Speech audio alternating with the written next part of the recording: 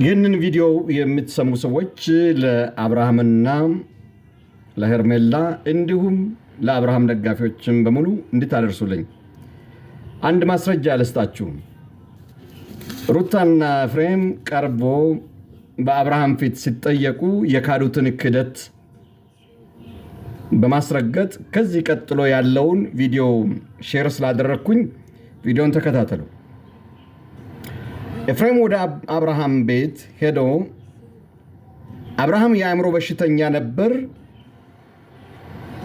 መድኃኒት ስንፈልግ ለብዙ ጊዜ ቆይተናል፣ ነገር ግን አሁን መድኃኒቱን አግኝተን ስለሰጠን አብርሃም ወደ ጤናማ አእምሮ ስለተመለሰ ወደ ቀድሞ ሚስቱ ሄደዋል የሚለውን ቪዲዮ እያንዳንዳችሁ እንድታዩና እንድሰሙ ፈልጋለሁ።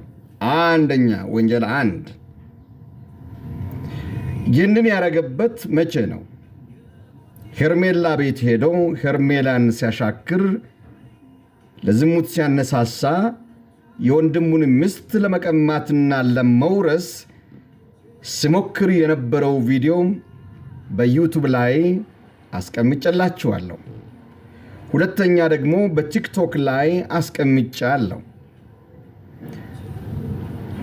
አብርሃም እንዴት ከአእምሮ አውት ኦፍ እንደሆነ የተሰጠው መድኃኒት ድግምት ይሁን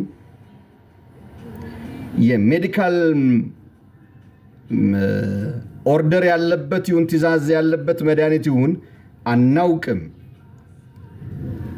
ሄርሜላ ምንድነው ብላ የምትጠይቀው አብርሃም ምን ሆኖ ነው የማይመጣው ምንድነው ያጋጠመው ስትል በቃ ተፈውሰዋል፣ ወደ አእምሮ ተመልሰዋል፣ ስለዚህ ከዚህ በኋላ ወደዚህ ቤት አይመጣም እያለ የሷን ውበት ሲያደናንቅና እጆቹን በሰውነቷ ላይ አድርጎ ሲዳብስ የነበረው ቪዲዮ መላው ኢትዮጵያ ሕዝብ አይቶታል።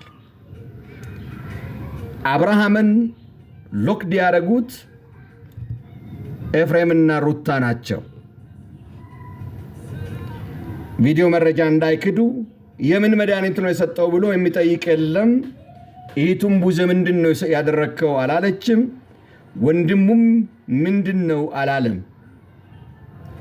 የማይሉበት ምክንያት ቤተሰብ ስለሆኑ ስጋና ደም ስለሆኑ ኃጢአትን ለማን ሊያሸክሙ እንደፈለጉ ባላውቅም የመጀመሪያ አብርሃም ቪዲዮን ማየት ያለበት የገዛ ወንድሙ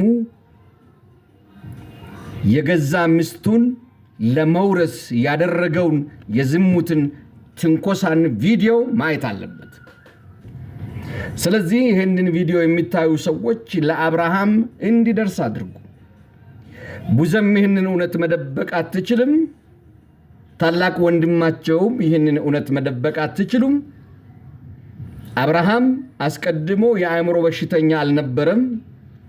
ሁለተኛ ደረጃ የሰጡት መድኃኒት ምንድነው? ወደ ሩታ የሚያስመልስ መድኃኒት ከሆነ ድግምት ነው የሚሆነው። ስለዚህ ድግምት ሰተናል ብሎ አስቀድሞ ዲክሌር አድርጓል። መቼ? ሄርሜላ ቤት ሄደው ሁለተኛ ዙርም ሄደዋል፣ ሶስተኛ ዙርም ሄደዋል። ይህንን ሁሉ ዙር የሚሄደው ሄርሜላን የራሱ ሚስት አድርጎ ለማስቀጠል ይሁን አይሁን እሱና ራሱ ኤፍሬም ነው የሚያውቀው። የሴትን ልጅ ፖስቸር ማደናነቅ፣ ፀጉሯን መያዝ፣ ዳለን መንካት፣ ወርማፕ ለማድረግ እስከሞከረ ድረስ ግለሰቡ የዝሙት ፍላጎት አለው። አብርሃም ወደ ሌላ ጥያቄ መሄድ ወደ ማን አደረገኝ የሚለው ምርመራ ሳይሆን መሄድ ያለበት መድኃኒቱን የሰጠው የገዛ ወንድሙ መሆኑን ታላቅ እህቱን ለምንድን ነው ይህንን ዲክሌር ማታረገው? ቡዘንም እንሞግታታለን፣ ወንድሙንም እንሞግታለን፣ የገዛ ወላጅ አባቱንም የገዛ ወላጅ እናቱንም እንሞግታቸዋለን። ከሃይማኖት ከባህል ከእምነት ያፈነገጠ ተግባር በወንድሙ ላይ የሰራው አቤል ቃኤልን እንደገደለው ገለውታል። ሁለቱን አፋቶ እሱ ለማግባት እቅድ አለው አይደለሁም ብሎ ዛሬ ሊዋሸን የሚሞክረው የቪዲዮ መረጃ በእጃችን እንዳለ አብርሃም አይደርሰውም ከሆነ እኛ በአደባባይ ላይ እንበትነዋለን። የመጀመሪያ ገዳይ ከቤታቸው ነው። የቤታቸውን በሽታ ሳያጠሩ ወደ አደባባይ የሚወጡበት ምክንያት የለም። ቡዜ ለዚህ ተግባር ምላሽ አልሰጠችም። እንዲሁም ሄርሜላ ራሷን ለመከላከል አልቻለችም። ድርብ ጥፋቶች ናቸው በሄርሜላ ላይ የተፈጸመው። በሕጋዊ መንገድ ቀለበት ያሰራትን ሴትዮ በድግምትና በአስማት እንዲጠላ ካስደረጉ በኋላ እንደገና በአደባባይ ደግሞ ልጅቷን ለማዋረድ ከእጇ ቀለበት በጉልበት እንዳስፈቱ ሁሉም የኢትዮጵያ ሕዝብ ያውቃል። ዛሬ ማንን ነው ለማታለል እየሞከራችሁ ያላችሁት እንደሆነ ግልጽ አይደለም። የሩታ ደጋፊ ብትሆን አንገትህ ላይ ገመድ አስገባው። ውሸት ስለማይመቸኝ ማለት ነው። ውሸታሞች ስለሆናችሁ ማለት ነው። በሕጋዊ መልኩ የተፋታች ሴት መጠጣ ጠጥታ አደንዝዛ ራቁት ፎቶ ይዛ በአደባባይ ስታሰቃይ እንደነበረ በቂ ምስክር ነው። ሁለተኛ ደረጃ ከገዛ ወንድሙ ጋር ተመካክራ የሰጡት መድኃኒት የሚያደነዝዝ የሚያፈዝ ከአእምሮ ውጭ የሚያደርግ እንደሆነ አስቀድሞ ሲቀደድ የነበረው የገዛ ወንድሙ ነው። ታላቅ የታላቁን ምስት ታናሹ ሲፈልግ ይሄ ከኢትዮጵያ ባህል ያፈነገጠ ነው። ይሄ ከኢትዮጵያ እምነት ያፈነገጠ ነው።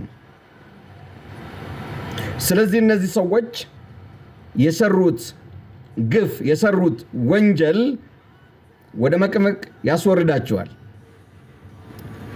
አብርሃም ይካሰሳቸው፣ አብርሃም ይፋረዳቸው፣ የአይኔ ጉዳይ አይደለም፣ የሕግ ጉዳይ ነው የሚሆነው። አንድ ሰው የማያውቀውን መድኃኒት ሰጥቶ ፊዚካል፣ መንፈሳዊ፣ አካላዊ ጉዳት የሚያደርስ ሆኖ ሲገኝ ሕጉ ምን ይላል? ለአንድ ሰው ጤናማ ምግብ ከሆነው ውጪ ሳይፈልግ መድኃኒት መስጠት በሕግ ወንጀል ነው።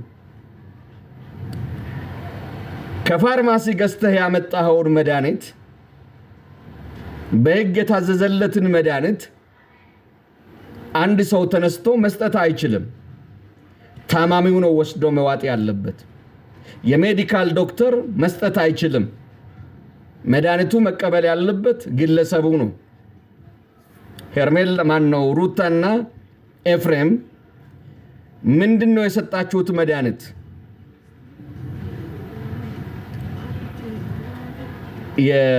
የእናት ማነው ለልጄ አባት ያስፈልገዋል፣ አባት መሆን ስላለበት የጤና እንድታጣ ስለማላስብ ይሄንን አላደረኩም የምትይ ከሆነ ኤፍሬም በአደባባይ ያወራው መድኃኒት ምንድን? አስቀድሞ የአእምሮ በሽተኛ ነበር አብርሽ? አልነበረም። ነገር ግን አውት ኦፍ ላይ አእምሮ ከሆነ የሰጣችሁት መድኃኒት ስራ ላይ ውሏል። ከዚህ የተነሳ በልጁ ላይ ጉዳት ደርሷል። የደረሰው ጉዳት ቀላል አይደለም። ይህንን መከላከል ያለበት እሱ ብቻ ሳይሆን የሕግ አክት ስለሚያስፈልግ ሁሉም በዚህ እውነት ላይ ሊሰራ ይገባል እላለሁ። ለምትጠይቁኝ ጥያቄ መልስ ከቪዲዮ ተመልከቱ። ሁሉም በእጃችሁ አለ።